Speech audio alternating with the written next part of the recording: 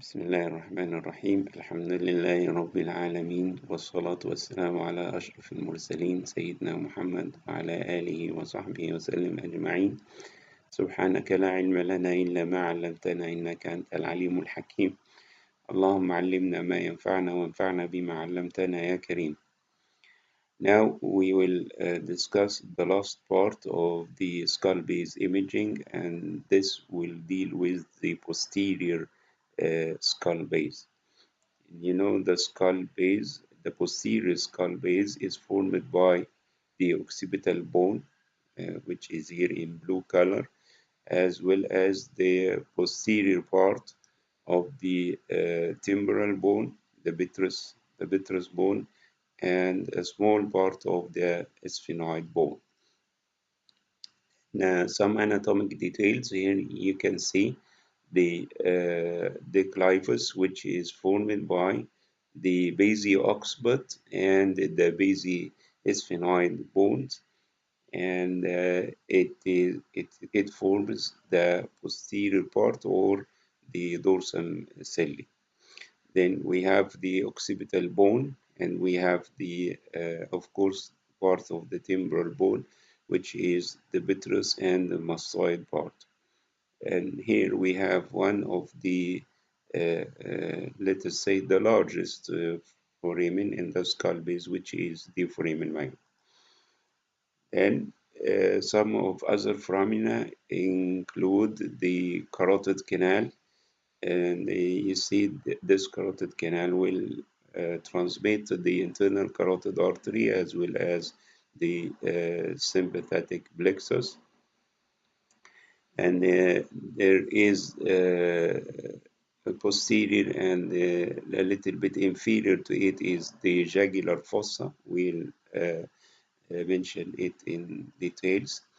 And here you can see this is the canal for the internal carotid artery, and this is a groove in the body of the sphenoid for the artery. After passing through the canal, then it will go into the cavernous sinus, and after that it will divide in the suprasellar area into the middle and anterior cerebral arteries.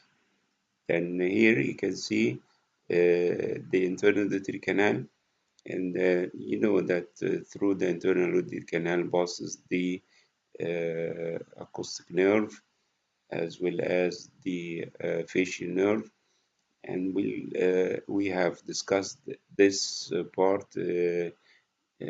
particularly in the imaging of the petrous bone, but we'll have the details of this area which is relevant to our subject. And also here you can see, if you remember, the endolymphatic duct and sac, or the vestibular canal, which also may be the seat of one of the tumors affecting this particular system. And here you can see the temporal bone. This part, which is presented in red, is the tympanic part of the temporal bone, and you can see that it is laterally located in relation to the carotid canal. You remember from the previous lecture that this is the foramen ovale and this is the foramen spinosa. And also we have discussed the pterygoid canal, the median nerve, and many of these structures while discussing the issue of the middle cranial fossa. Then this is the petrous part of the temporal bone forming the petrous bone, and this is the squamous part of the temporal bone. Now, this is the internal jugular foramen, which is divided by a bony ridge known as the jugular spine into two components, the pars nervosa and the pars vasculosa.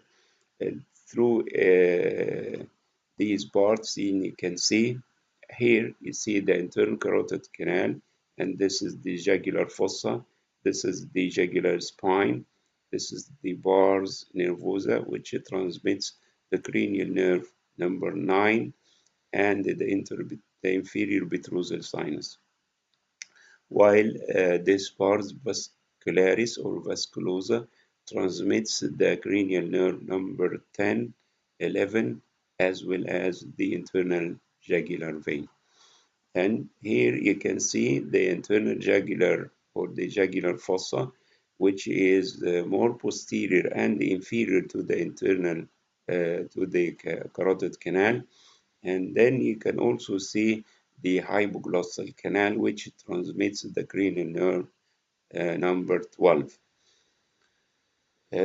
These are the communication pathways. In the internal auditory canal, you can see the cranial nerves number 7 and number 8, as well as the labyrinthine artery. This is the site of the internal auditory canal. The jugular foramen, this is the jugular foramen, will transmit the glossopharyngeal number 9, the vagus number 10, the spinal accessory number 11. And the stylomastoid foramen, of course, will transmit the facial nerve as well as the stylomastoid artery. This foramen is not seen here. The inferior petrosal sinus and the sigmoid sinus, I will show. Then you can see the hypoglossal canal. This is the hypoglossal canal, which transmits the 12th cranial nerve.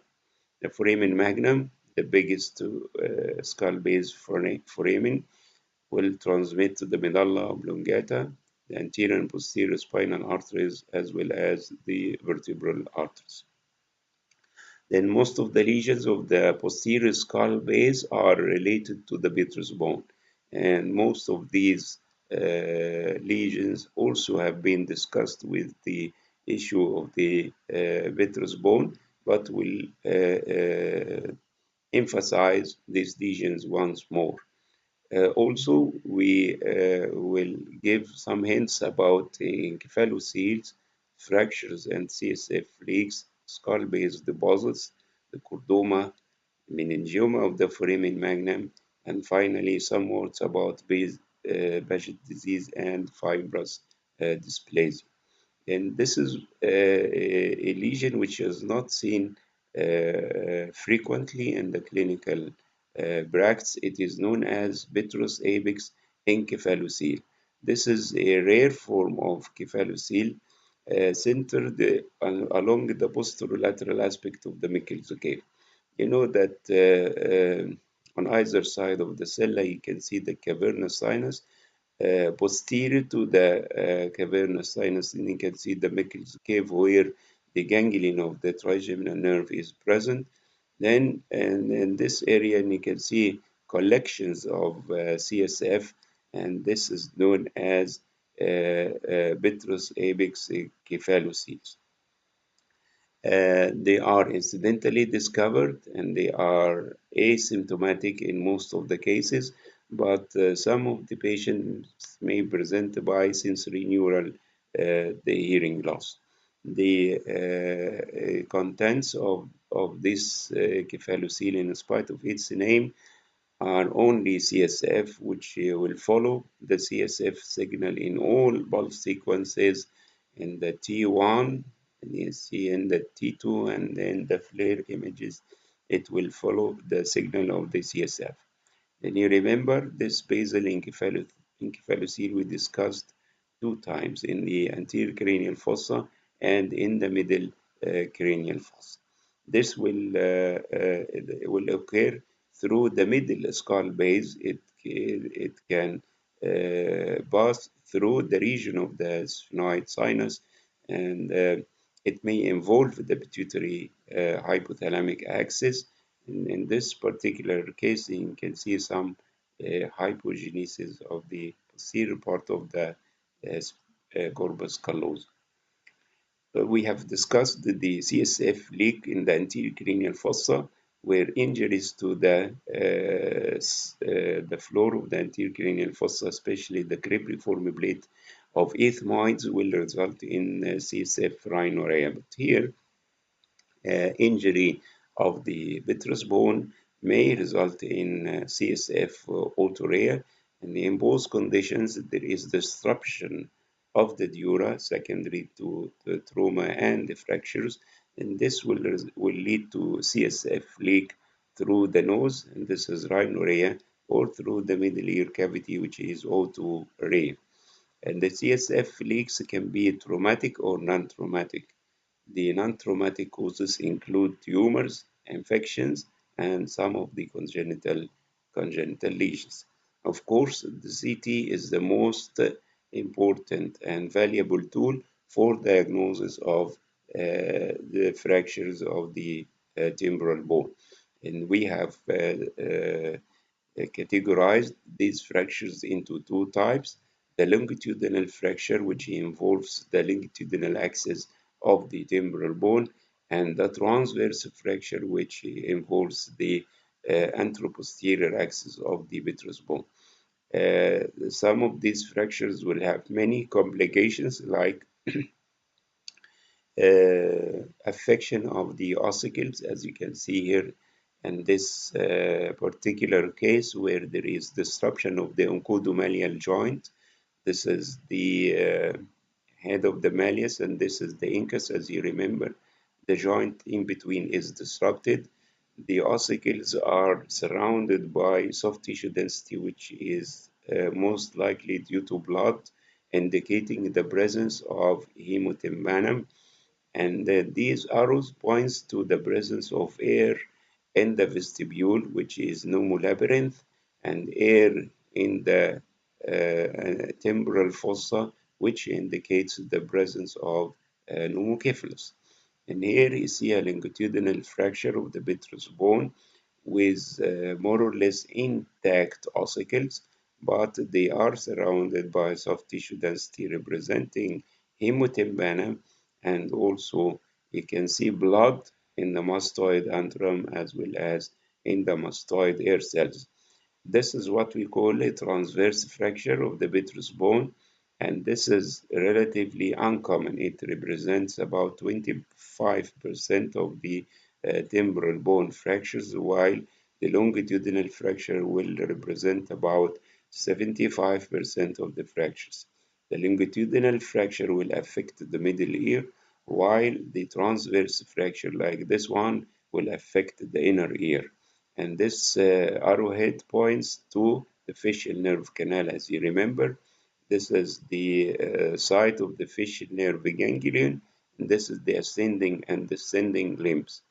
And here you can see the fracture.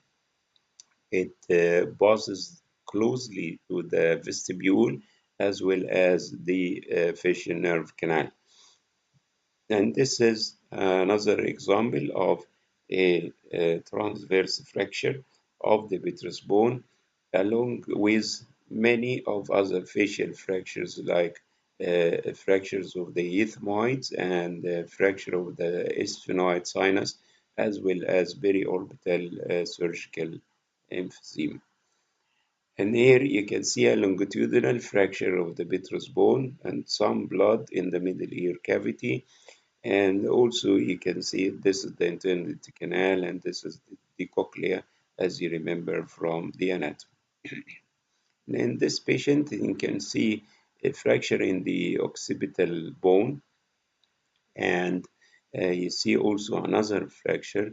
It may be the same fracture that has extended through the occipital bone, reaching the vitreous bone, and this is a transverse fracture which is involving the facial nerve canal, and this is also um, the fracture is running transverse to the apex of the vitreous bone, involving the internal canal and the vestibule. It passes very close to the vestibule, and this may contribute to the sensory neural hearing loss in this patient. Then we came to infections, and the most important infection here is what is known as malignant otitis externa, or necrotizing otitis externa, or skull base osteomyelitis. This is an aggressive infection, usually seen in diabetic patients, and the most common contributing organism is the Pseudomonas, and this infection is usually not responding to antibiotics. It will involve the external auditory canal as well as the adjacent structures, both bone and soft tissues. Then, if you see a lesion which is formed of soft tissue density obliterating the external auditory canal associated with an extracanalicular soft tissue component, as well as destructive changes on both sides of the canal, affecting the temporal part as well as the mastoid hair cells. This infection may extend deep into the parapharyngeal space. Then you may think of malignant otitis externa or necrotizing otitis externa. And if you inquire about the patient history, and very frequent you see that the patient is diabetic. And this is another example of otitis externa, where you see a soft tissue density centered to the external auditory canal, and the infection also extends deep into the parapharyngeal space. And in relation to the nasopharynx, you see the heterogeneous enhancement of the inflammatory granulation tissue. And this arrow points to the course of the facial nerve, which is surrounded here by fat. And in this particular, on this side, the facial nerve is most likely involved. Then we came to another lesion affecting the external auditory canal, which is the Langerhans cell histiocytosis. And this is one of the lesions that can be seen particularly in the children, and either separately or in association with multiple osteolytic lesions of the calvarial and facial bones. And the etiology of histiocytosis is unknown. There is infiltration of the soft tissues by histiocytes, and the involvement of the external and middle ear is common, but the involvement of the inner ear is rare. Then one of the, let us say, uh, diagnostic appearances of histiocytosis is a child with bilateral, almost symmetrical soft tissue masses centered to the region of the external auditory canal associated with some erosive changes of the related bones. And this is another example of a female child, 1.5 years old, and you see soft tissue masses centered to the extended canal with involvement of the squamous part of the temporal bone, lateral orbital walls, and this is informative or let's say diagnostic of histiocytosis. And histiocytosis may be differentiated from the inflammatory changes associated with mastoiditis, and if it presents aggressive bone destructive changes, it can be also differentiated from rhabdomyosarcoma and metastatic deposits. Bilateral involvement is diagnostic, as I have mentioned. If you see bilateral masses in a child centered to the the internal canals, then you can easily diagnose this histiocytosis. But if the lesion is unilateral, you may need the biopsy to confirm the diagnosis. The treatment is by surgery accompanied by radiotherapy, which gives a good results. Then we came to an important lesion, which is usually mistaken for tumors. And I have seen recently a case like this. You can see this lesion is known as apical petrositis or petrous epicitis. This is a rare complication of otitis media. The patient will have otitis media and mastoiditis, then the infection will extend uh, through the Dolores Canal, and this is the course of the canal itself. Then it will affect the apex of the vitreous bone. Uh, at that time, infection will start to erode the apex of the vitreous bone, and of course, you can see that the internal auditory canal, uh, the carotid canal, is very close to the site of the lesion, and also the clivus is very close. Then, in the case I have seen recently, there were erosions of the vitreous bone exactly similar to this appearance, associated with some erosive changes in the adjacent part of the clivus, and the diagnosis was a malignant lesion, and the differential diagnosis included the skull base metastasis. But one of the important clues for this diagnosis is the presence of infection in the middle ear and mastoid on the same side of the lesion. And you can see in this case otitis media and mastoiditis associated with some soft tissue enhancement along the apex of the vitreous bone. Then this lesion is usually presented by a triad, which is known as Gardingo triad, composed of otitis media, abducent nerve palsy, deep facial pain. And this lesion may be complicated by meningitis, extradural abscesses, osteomyelitis, and of course, the cavernous sinus thrombosis, which is very close to the site of the lesion. Then here you see the typical example. If you look carefully here, this is not the destructive changes of a tumor. You can see some expansion and also some erosive changes. Part of the bone is still remaining intact. Then on the T1 weighted image, the lesion will be of low signal, and the T2 weighted image, the lesion will be of high signal. If you inject contrast material, the lesion will enhance, but it is frequently written in the literature that apical vitreositis do not enhance. Many of the article reviews insist on this particular issue that vitreous apicitis do not enhance with contrast material. But if you look to many cases on the internet, and you can see that this apicitis will enhance with contrast material. This is another example. You see the otitis media and mastoiditis and the inflammatory changes of the apex of the vitreous bone. The imaging findings of apical vitreositis in the appropriate clinical context, then you are almost diagnostic. Another lesion, which is more frequently seen at the apex of the vitreous bone, which is known as cholesterol granuloma or cholesterol cyst.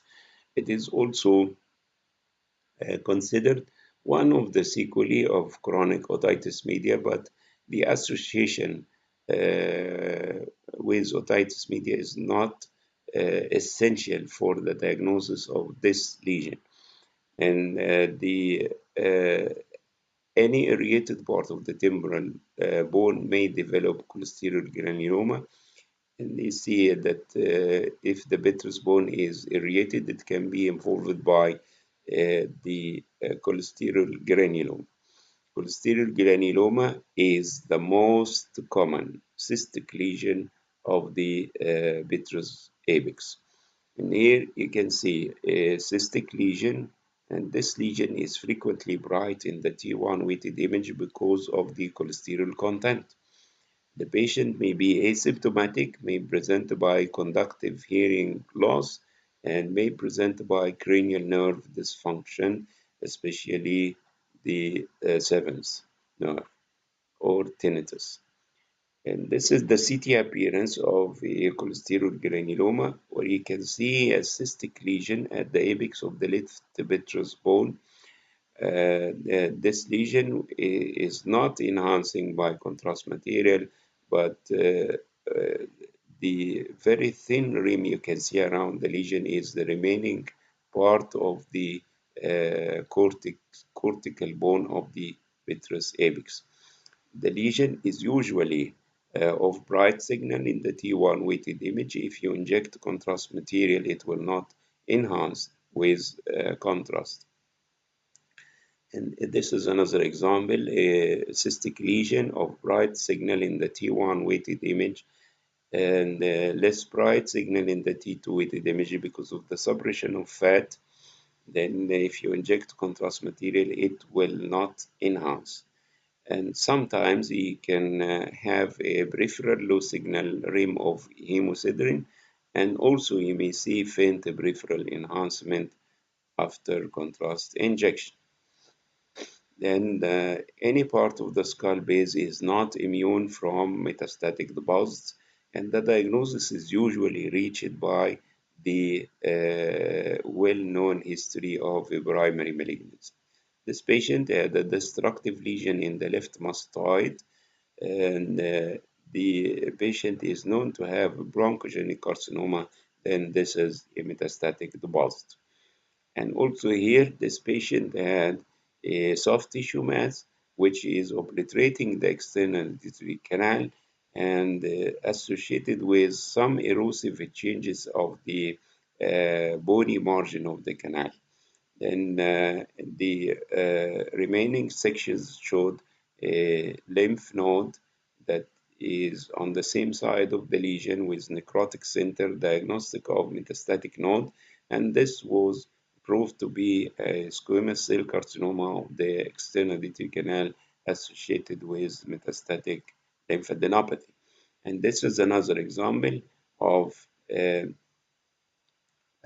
extended canal squamous cell carcinoma, and you see the aggressive bone destructive changes of the skull base, and there may be also destruction of the floor of the posterior cranial fossa with intracranial extension.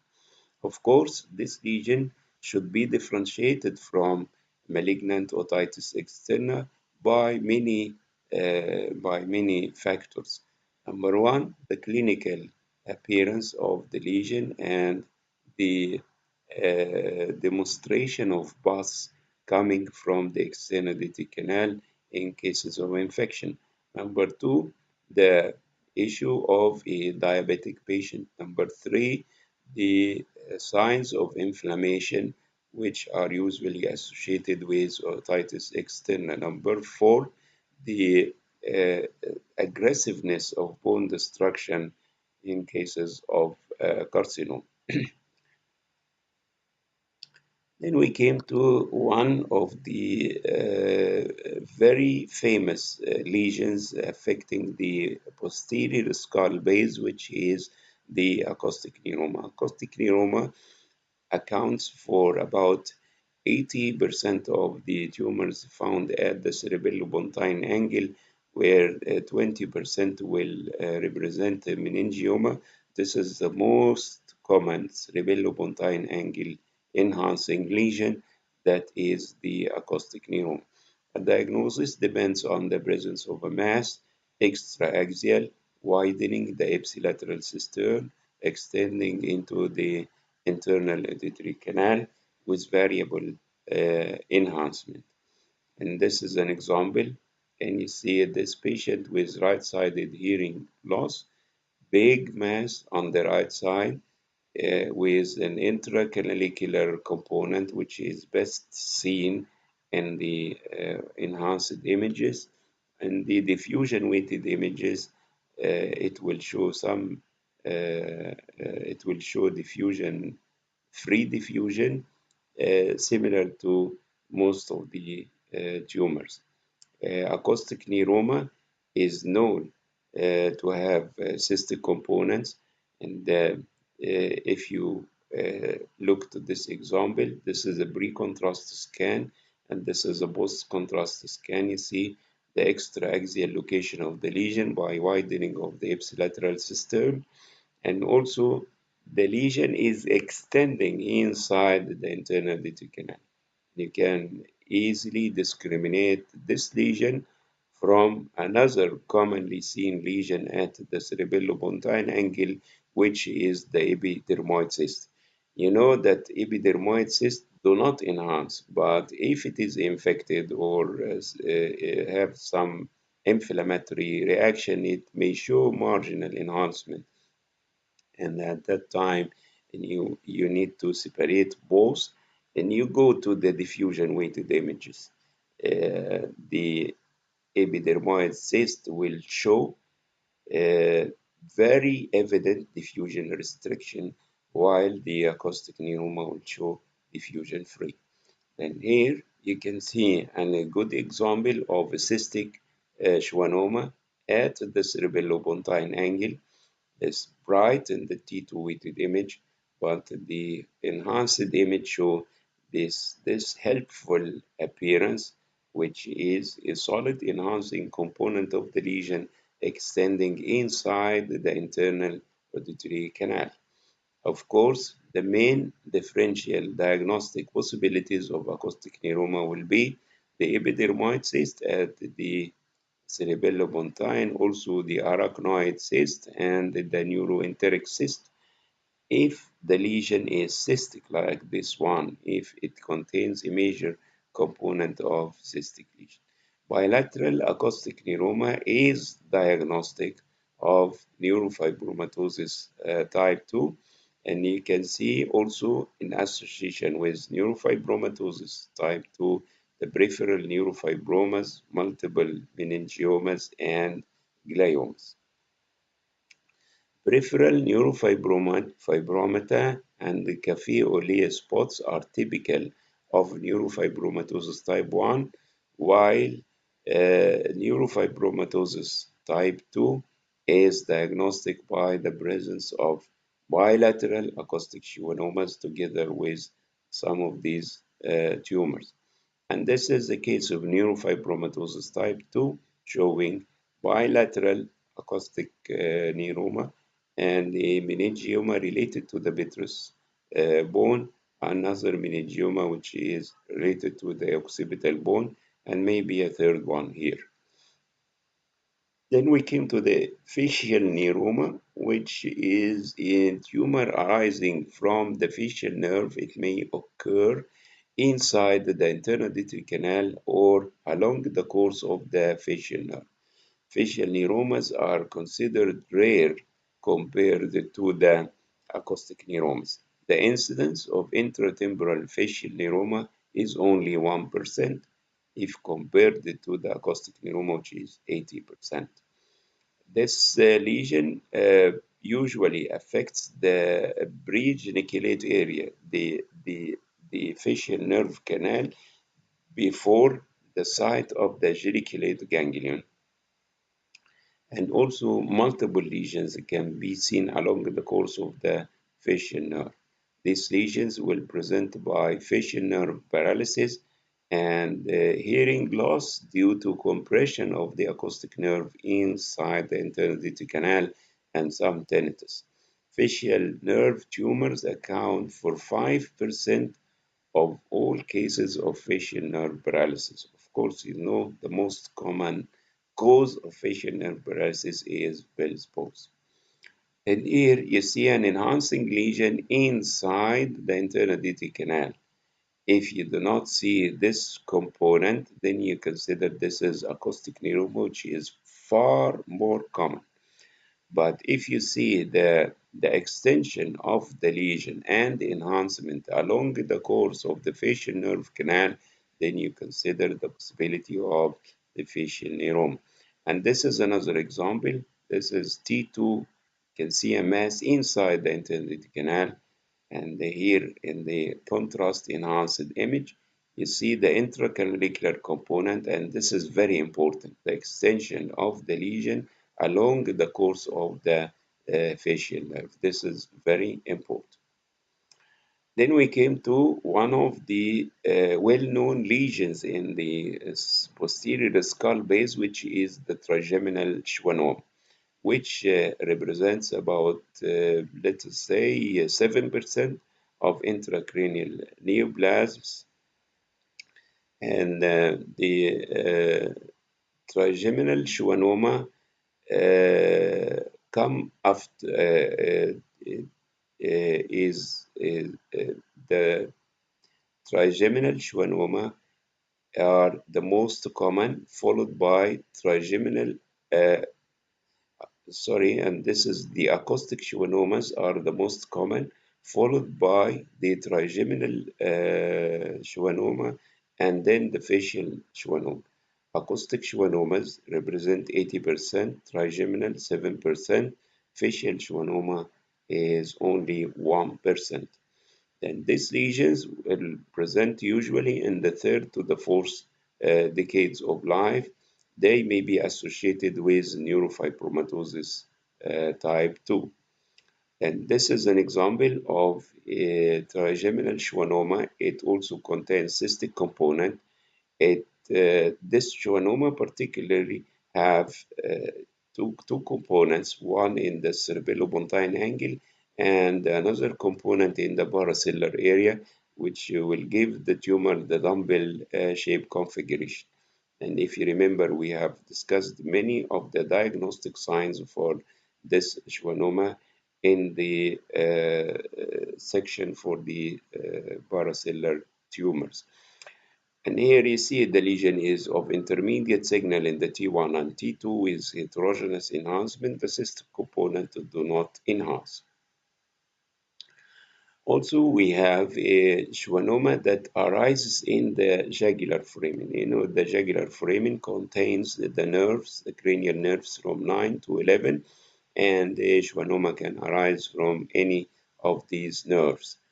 And if you see a lesion which is centered to the jugular foramen, and the jugular foramen may be widened, but the bony outline of the jugular foramen is not destroyed, meaning that there is enlargement with a smooth margin of the jugular fossa, then you consider a benign lesion. And very multiple benign lesions occur in this foramen, like schwannomas of the nerves crossing through the foramen, and also meningioma. Then you consider that in the differential diagnosis, meningioma and schwannoma of any of the cranial nerves coursing through the jugular fossa. And here, this is the jugular foramen schwannoma, the very well-defined lesion of intermediate signal in the T1, some bright signal in the T2, homogeneous post-contrast enhancement with no associated, without associated destructive changes of the jugular fossa. Then here, you see a homogeneously enhanced lesion that extends outside the jugular foramen with, let us say, some which looks like a dural tail, for example. Then the differential diagnosis of this lesion will include meningioma, schwannoma, paraganglioma, metastatic disease, and lymphoma. Of course, the paraganglioma and metastatic disease will initiate aggressive destructive changes in the jugular fossa. But in my opinion, these are the 5 lesions which can be seen or included in the differential diagnosis of a mass located in the jugular fossa. And here you can see a jugular fossa schwannoma. It has a cystic component outside the jugular fossa and another component inside the fossa with heterogeneous post-contrast enhancement. As we have mentioned that meningiomas occur anywhere in the skull base, in the anterior and middle and posterior skull base, it accounts for 14 to 20% of all intracranial neoplasms, and meningioma anywhere will show the same features of meningiomas, including homogeneous enhancement, presence of calcium, the dural tail, some of uh, the signal behavior like any other meningioma and the CSF cleft sign and most of the criteria of meningiomas. But in cases of skull-based meningiomas, especially those occurring in tight spaces, they may initiate some sort of bone destructive changes. And the meningioma arising in the posterior skull base uh, assumed to arise from the arachnoid cells along the cranial nerves number 9, 10, and 11 within the jugular fossa. Meningioma is the third common jugular fossa mass after paraganglioma and schwannoma. Then if you see a jugular fossa mass, especially if it is associated with erosive or destructive changes of the margins of the jugular fossa, then you consider paraganglioma. Then you may consider schwannoma if the margins are smooth, and meningioma if you see some of the criteria of meningioma. Then 5% of posterior fossa meningiomas arise in the jugular fossa. And you remember some of the lesions arise at the cerebellopontine angle, while others arise in relation to the tentorial leaflet, and the remaining part arises from the convexity meninges overlying the cerebellar hemispheres. If there are additional meningiomas or schwannomas, then you consider the multiplicity, I mean multiple meningiomas or meningioma and schwannoma, you consider neurofibromatosis type 2. Then meningioma anywhere will show all the imaging features of meningioma. And some of the meningiomas may infiltrate the surroundings, as I presented some of the cases that have destroyed the skull base and extended extracranially, pathologically proved to be meningioma. But you know that meningiomas have the tendency to produce hyperostosis or a sclerotic reaction of the adjacent bones. Then meningioma also is known in the jugular fossa, in the jugular foramen, and it carries its name, the jugular foramen meningioma. And as written here, it is a common tumor in an unusual location characterized by diffuse skull base infiltration. And this is known as a centrifugal pattern, which may extend to involve the petrous, the temporal bone, including the middle ear cavity, the skull base, including the jugular tubercle, the hypoglossal canal, occipital condyles, and the clivus, with extracranial spread into the nasopharynx and the carotid space, and the intracranial extent is seen along the intracranial dura. I have presented some of the cases similar to what's written here, and if you look to these cases, you will never think of a meningioma, but you think of an aggressive lesion that is going every direction. But on the pathology, it proved to be a meningioma, and you consider also meningioma if you see an extensive lesion like this involving the skull base. And this is a meningioma which is not different from a jugular foramen neuroma. It's a well-defined lesion, homogeneously enhanced, related to the jugular fossa with some dural tail and a creeping nature. Then uh, these findings are compatible with a hypoglossal nerve schwannoma, but it included in the differential diagnosis uh, the schwannoma, as I have mentioned, but this was a neuroma. And this is the T2 weighted image of the same case. And cerebellopontine angle meningioma, we have said many times that in order to differentiate meningioma from acoustic neuroma, meningioma do not extend inside the internal canal. Meningioma show homogeneous enhancement with an enhancing dural tail. Meningioma will produce diffusion restriction, while acoustic neuroma will not show diffusion restriction. Both meningioma and acoustic neuroma may present by sensory neural hearing loss. But in this particular example, you can see that meningioma is extending inside the internal canal. Then how can you predict the diagnosis?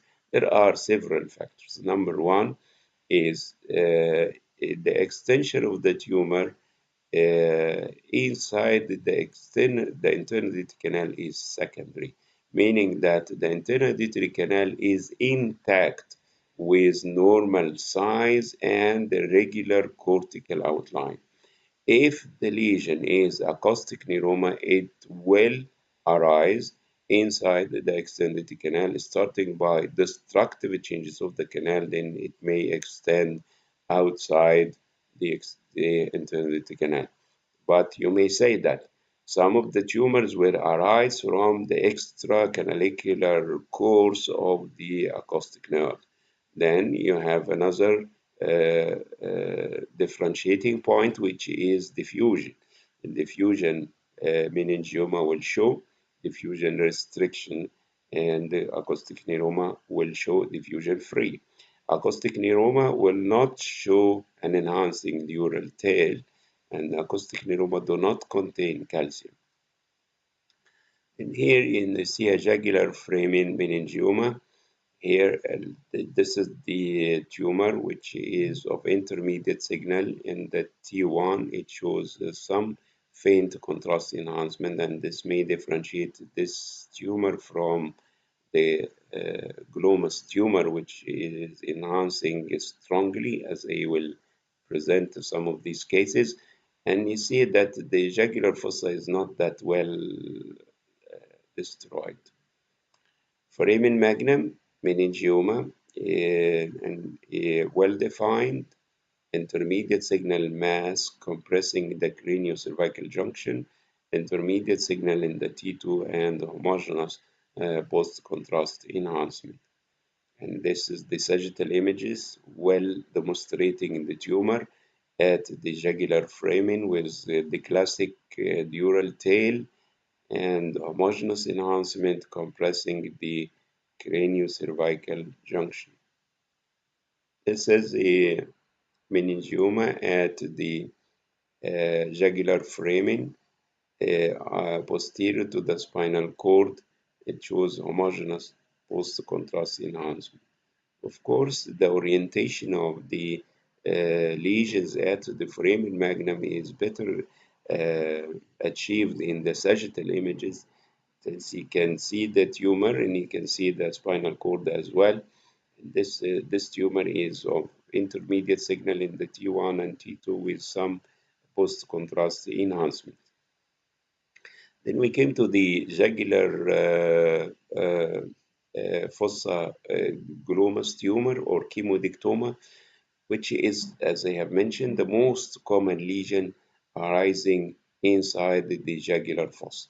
And this lesion will show aggressive, erosive, and destructive changes of the jugular fossa. It will present by tinnitus and hearing loss.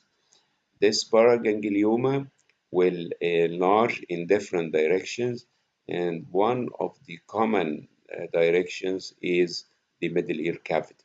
The tumor will erode the bony ridge between the middle ear and the jugular fossa will extend intratympanic, then hence the name jugulotympanic glomus tumor. It also will extend into the cerebellopontine angle and may destroy the skull base with extracranial extension.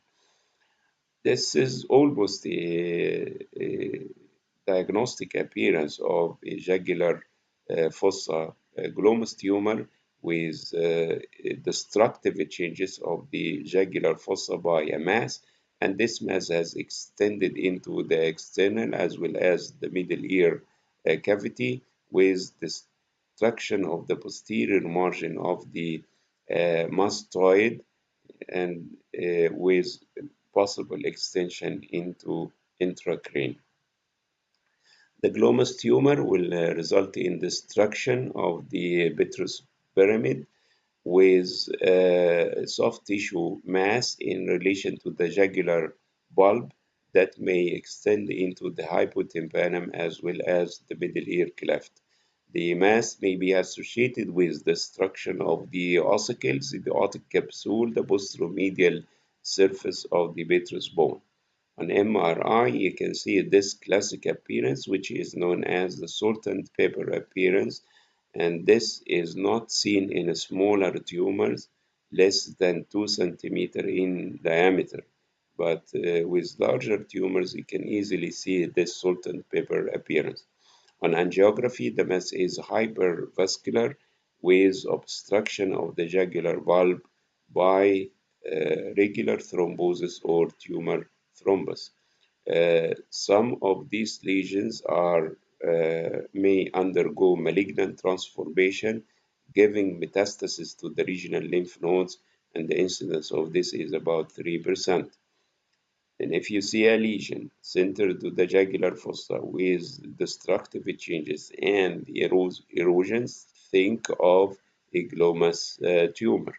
And this is a good example of a glomus jugular tumor centered to the region of the vitreous of the jugular fossa with erosive changes of the related bones. And you can easily appreciate the intimate relation of the tumor to the middle ear cavity. On MRI, the tumor will show low signal in the T1 and bright signal in the T2. It will enhance significantly on both contrast images. This is the appearance of the tumor on CT with enlargement of the jugular fossa and the erosive changes of its margin. On MR angiography, you can see a hypervascular mass which corresponds to the jugular foramen tumor. On selective angiogram, you can see the feeding vessels and the tumor blush, denoting hypervascularity, and this is after embolization. Then salt and pepper appearance will be identified in larger tumors and is not usually seen clearly in the smaller tumors. And here you can see very good example of a salt and pepper appearance. This is the T1 and this is T1 post contrast, where you can see the enhancement of the tumor and the the classic appearance of the salt and pepper configuration. And this is another example. This is T1 weighted image, and this is a flare image, and here you can see the T1 post contrast. Of course, the what corresponds to the salt is the enhancing matrix of the tumor, and the paper corresponds to these dots of signal void, which represents the vessels going through the tumor matrix. And you remember we have mentioned some words about the skull-base chondrosarcoma, and we said that it represents about 7% of the head and the neck chondrosarcoma, and there are some of the predisposing conditions like Ollier and Maffucci syndrome, and the most common location is the vitro-occipital synchondrosis, the suture between the vitreous and the occipital bones, and it may be seen also in the sphenoethmoidal junction or in the region of the sella turcica.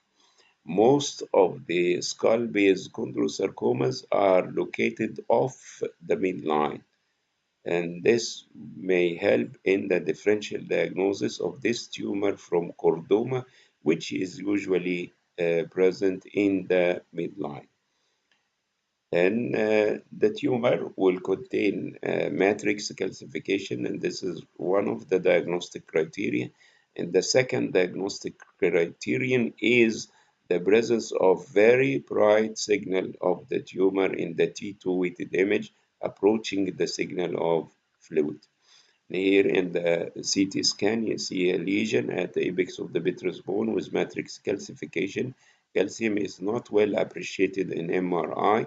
The tumor is of intermediate signal in the T1 and the considerable brightness in the T2 weighted image. If you inject the lesion with contrast, it will enhance significantly. And this is another example of a chondrosarcoma affecting the region of the apex of the vitreous bone in a male patient 30 years old with right-sided hearing loss, ophthalmoplegia, and multiple cranial nerve pulses. The tumor is bulging into the sphenoid sinus. The tumor is infiltrating the cavernous sinus, and this will explain the multiple cranial nerve pulses. The tumor is displacing the internal carotid artery anteriorly. The artery is still showing the normal signal void, denoting its patency. Also, the tumor has infiltrated the region of the Eustachian tube, and this will explain the fluid accumulation in the vitreous bone and also explain the right-sided hearing loss. And after contrast injection, the tumor enhances significantly, either homogeneous or heterogeneous. Then you see this is the T1 before injection of contrast, and this is after contrast injection. In the coronal plane of another patient, 60 years old, you see a tumor that is located at the apex of the vitreous bone. Part of the component is in the paracellular area and another part in the cerebellopontine angle area. The tumor is, let's say, very bright in the T2 weighted image, and it shows significant contrast enhancement. This is the internal carotid artery, which is markedly displaced laterally.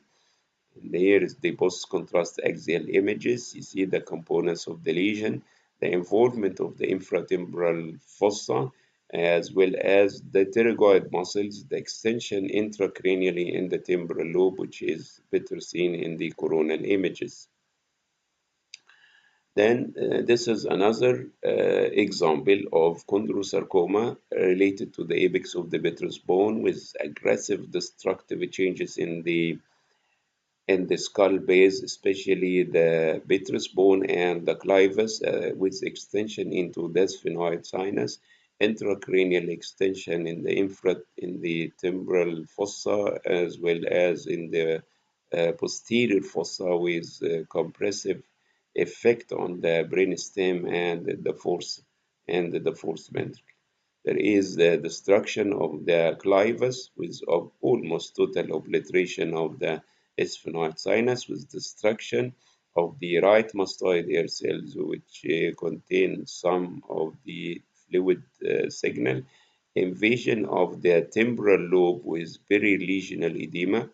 And you know that if the tumor is still separated from the brain tissue by meninges, there should not be a brain edema around the tumor. But if the tumor has invaded the brain parenchyma, and you will consider some of the reactive brain edema to the tumor.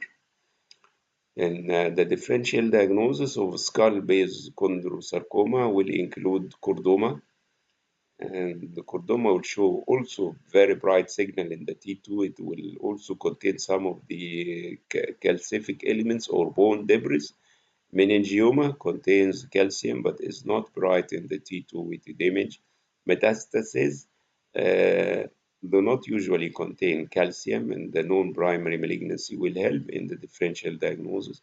Nasopharyngeal carcinoma, the lesion is centered to the nasopharynx without the presence of calcification. Pituitary microadenoma Calcium is uncommon in the pituitary lesions, and the tumor is totally confined to the pituitary sinus. Cavernous sinus hemangioma is not an aggressive lesion. It may be bright in the T2 weighted image, and it does not contain calcium. This tumor is an aggressive tumor in the vitreous bone with destructive changes and the extraosseous soft tissue component compressing the cerebellum. In the differential diagnosis, you may include chondrosarcoma, include lymphoma of the skull base or metastasis to the skull base, and this tumor has been proved to be a malignant endolymphatic sac tumor. It's considered a rare lesion, but one of the lesions that can occur in this particular area.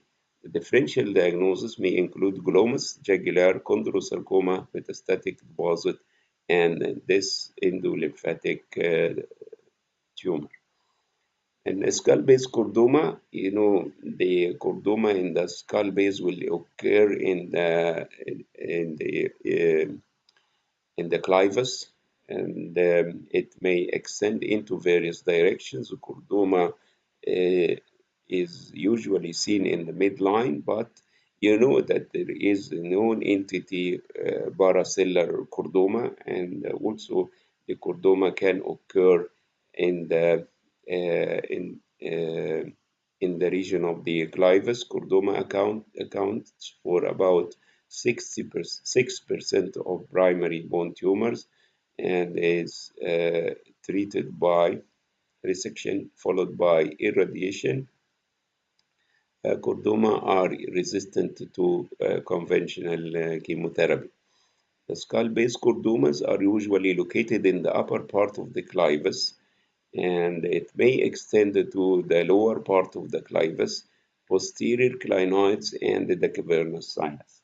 Sometimes arises at the craniocervical junction and may involve the atlas and axis of the upper cervical vertebrae. The bulk of the tumor is usually located in the midline, which may help in the differential diagnosis from chondrosarcoma. Chordoma are slowly growing extraaxial lesions. And many times you see some, let us say, calcific spots within the tumor, which may represent actual calcium or the sequestrated, destroyed bone fragments from the apex of the vitreous bone or the skull base. And this is a chordoma which will show variable signal from hypo to intermediate in the T1 weighted image. And the T2 weighted image, it will show bright signal intensity similar to the chondrosarcoma in many times. Hypo intensity within the tumor may represent areas of degeneration or hemorrhage or calcium. The tumor will enhance markedly if you inject contrast material. And of course, this is one of the good policies in imaging on the skull base is to have fat suppressed images before and after contrast in order to see the actual tumor extent. Metastases occur in about 20% of chordomas, usually to the lung, to the bone, skin, and liver. Chordoma metastases have similar imaging characteristics similar to the primary lesion. The prognosis is related to the local disease extent and the presence or absence of metastasis. The differential diagnosis of chordoma will include chondrosarcoma of the skull base, plasmacytoma, meningioma, pituitary adenoma, and this entity, the benign notochord cell tumor.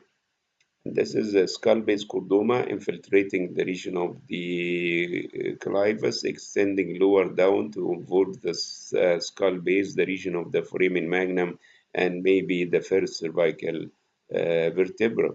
Look to the brightness of the tumor in the T2 weighted image. And this is another example of chordoma of the skull base infiltrating most of the clivus. This is a small part remaining then going down to involve the craniocervical junction, totally encasing the upper cervical vertebra. This is C2 cervical vertebra.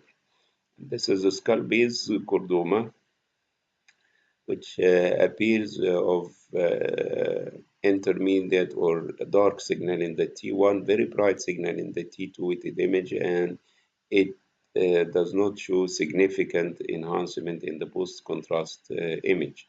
This is the axial T2 with the image showing the very bright signal of the chordoma. Then finally, we came to the some words about the fibrous dysplasia and the Paget disease. We have mentioned a lot about fibrous dysplasia in the section of anterior and middle skull base. Then this is, as you all know, a developmental abnormality that can affect any bone, and the major diagnostic features include expansion of the involved bone and the ground glass appearance of the expanded bone. The skull and the facial bones are affected in about 10 to 25% in patients with monostotic fibrous dysplasia. Monostotic means that the lesion affects a single bone, or polystotic fibrous dysplasia will involve the skull and facial bones in about 50% of the cases. The typical ground glass appearance is one of the helpful criteria for the diagnosis of fibrous dysplasia. You should remember that fibrous dysplasia will show metabolic activity both on bone scan and PET-CT.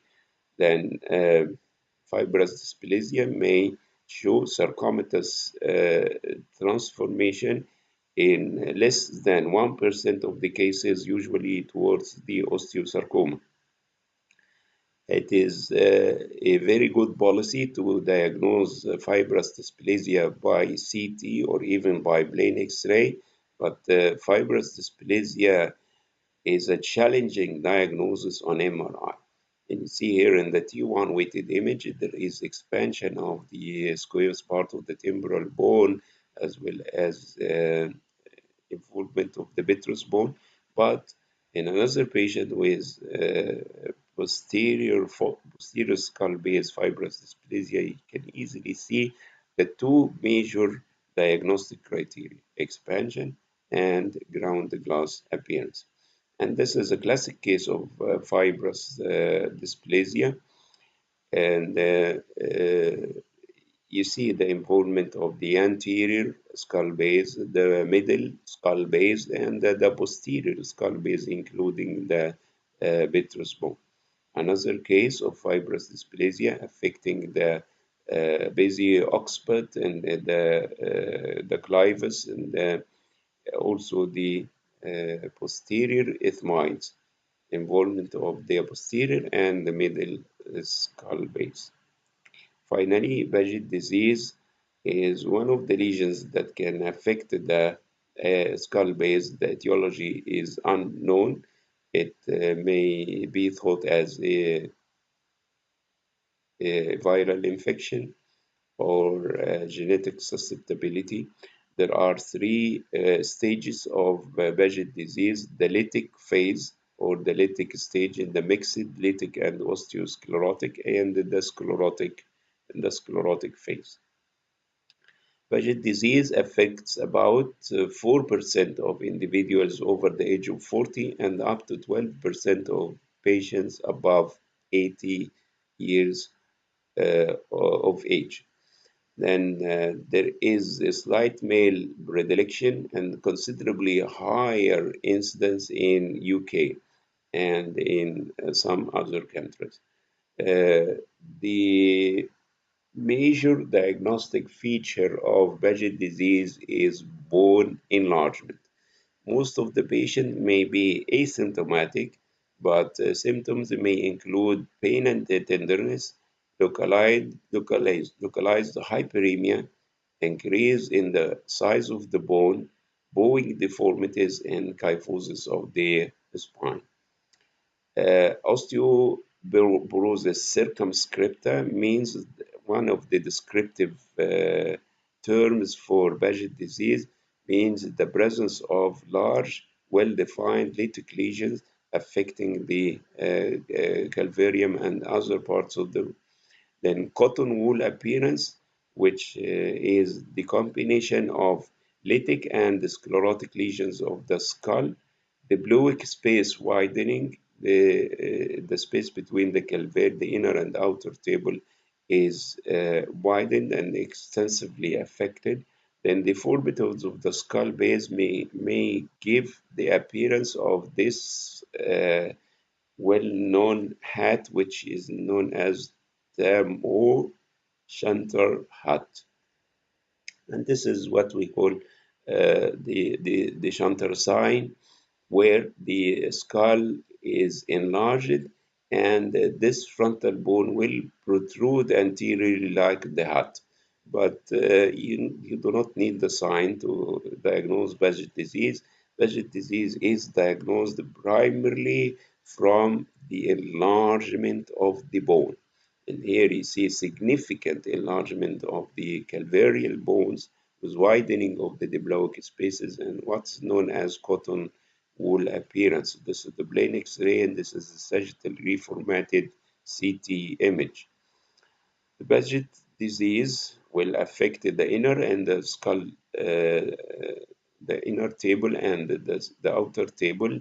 It may show these cotton wool spots, which are not so so well appreciated in this lateral X-ray of the skull.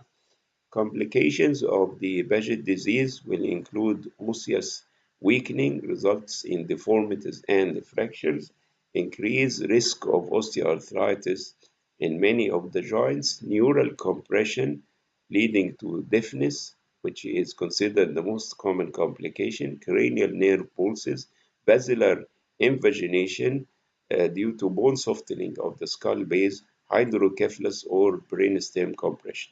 Secondary transformation into malignancy, like osteosarcoma, is in the range of 1% of the cases.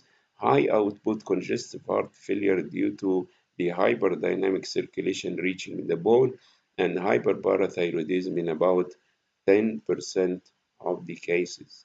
Thank you very much. Alhamdulillah Rabbil Alameen.